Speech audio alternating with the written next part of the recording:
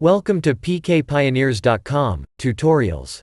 Today we will show you how to save and append data in point of sale for Sage 300 or ACCPAC.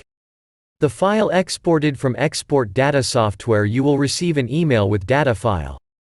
Open the email and copy the file and then paste the file on the desktop. Now cut the file, send. Zip and open this PC, then open C drive. Here open folder named HO data. If file is already present there, the first delete it and then paste the new file.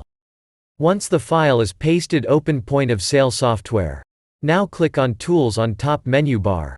In that, click on Append Data option. A new window will appear.